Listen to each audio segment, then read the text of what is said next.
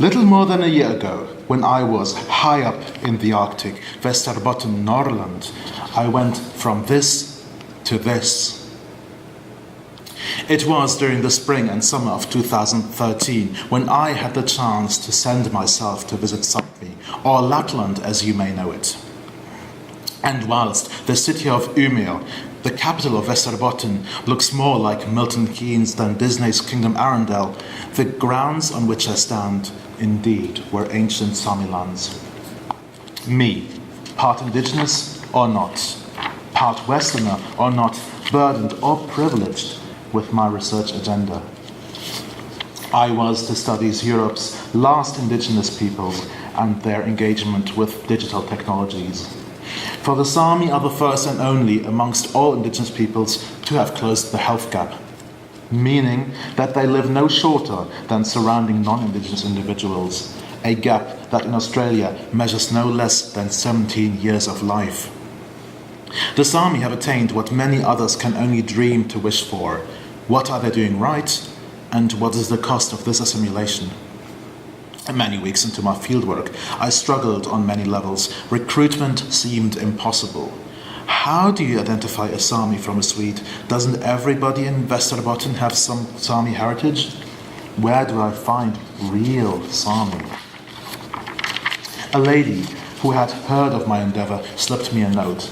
Where to be and when and why, which cafe to hang out, and instead of chasing them, trying to find them, Sami would just come to me. And she was right. Finally, Umeå became Umeå, and the north of Sweden turned into the south of Sapmi.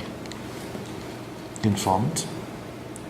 Whenever I feel particularly homesick, she said, and I miss my family, my friends, my mountains, I tell everybody here that I need time for myself, an evening or maybe a few nights. I head to my apartment and I close the blinds in my flat, and when it's quiet, I sit on my couch, take out my iPad and watch my reindeer grazing in the mountains. In my sameby, all our reindeer carry GPS trackers, and on my iPad, I can watch them. She told me this after the actual interview, after my Zoom was already packed away, and her English slightly broken, albeit she spoke perfect Swedish, she did deem it a foreign language. And to protect her identity, I must end further description here. But what is the meaning of these augmented reindeer? Of this digital, aboriginal, techno-scientific man-animal-machine system? I came to Sapmi in the hope to leave with some idea of a decolonizing tool that could be of use, helping to support extant native cultures, aiding to queer ICT in order to empower contemporary Sami ways. Decolonize, idle no more. But this is beyond the realm of what any outsider could ever dream to make. A perfect tool addressing homesickness, supporting mental health, a digital tool that altogether rests on existing infrastructures, connecting satellites and spaceships, and a love for reindeer and the mountains for well-being. I could never design such a tool. What a preposterous, self-indulgent intention and predisposition, and then I must revise. I would never be able to meet my former hopes and aims, not even faintly. The design for ethnography has failed me, at least therefore then there. They need no foreign designers to conceive for them. They demand agency, idle no more. And all I can do is write about their mind-bending, ingenious adaptations. Design brief. Conceive a tool for urban indigenous peoples, mitigating sentiments of geographical disenfranchisement, fostering mental health and well-being through traditional connectedness with a budget of zero. Yet, in a stroke of genius, this woman designed this very tool according and catering to her individual needs. It made me question my raison d'etre as designer. When I feel particularly homesick and I miss my family and my mountains, I go home, close the blinds and watch my reindeer grazing in the mountains. These people need no designer, no development. They need to be heard. So, what is the meaning of this system and why does it matter? It breaks down taxonomies of thinking, an unapologetic rejection of established scaffolding of logic. Western, indigenous, digital, aboriginal, here, there, the emotional, the political. Challenging the language of our mind and conventions of thought that buttress how we impose meaning on the world or wrestle meaning out of it, depending on your stance.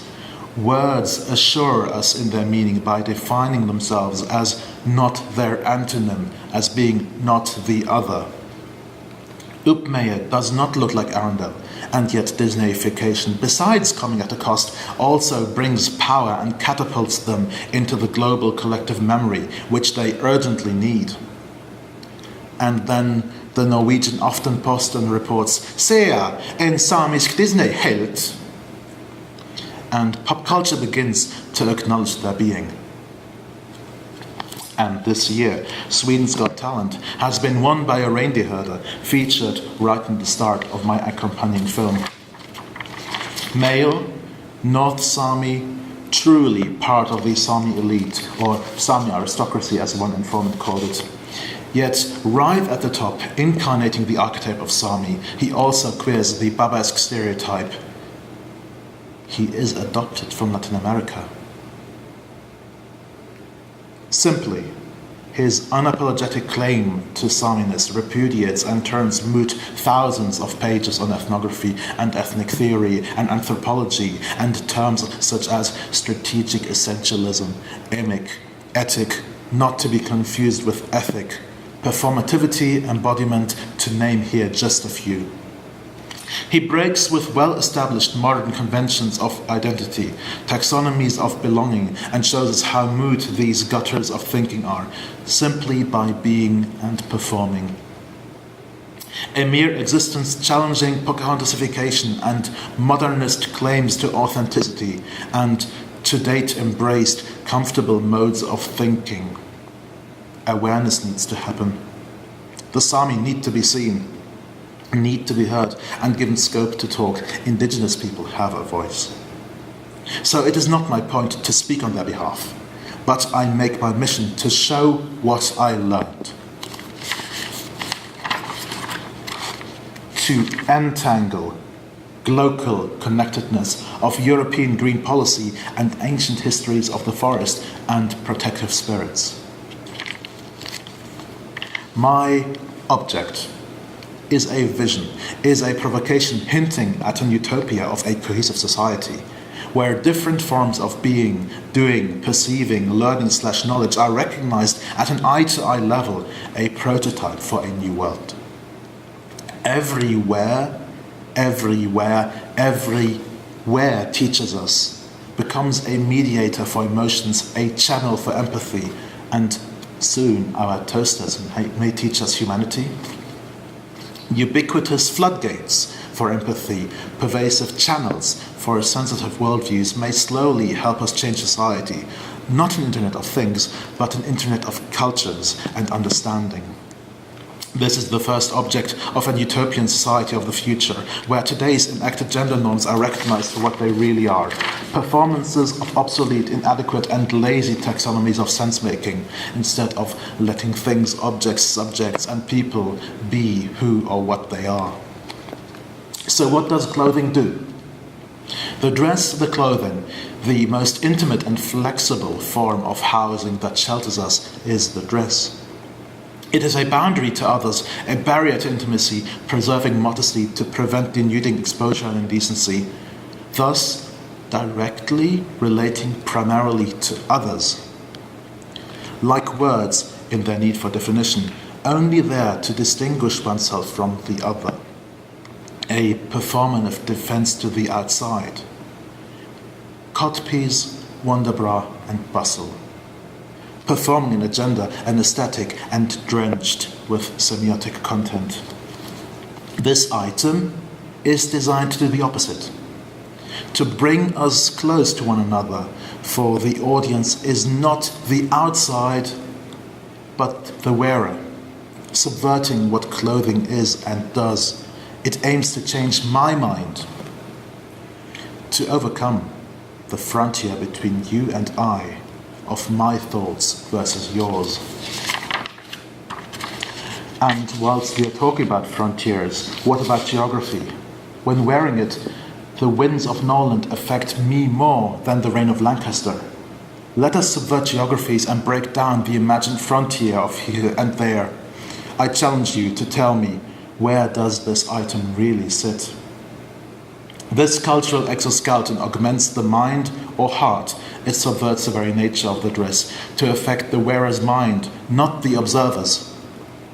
And it is not a social shelter defending against others, but an invitation to come into my mind. Going back to the beginning, my queerness was key in opening doors, literally. Jabberwalking indigenous and Western researcher or friend with my agenda. Literally, it opened doors whilst we together negotiated and played with my identity. I was allowed insight into their deepest issues and troubles.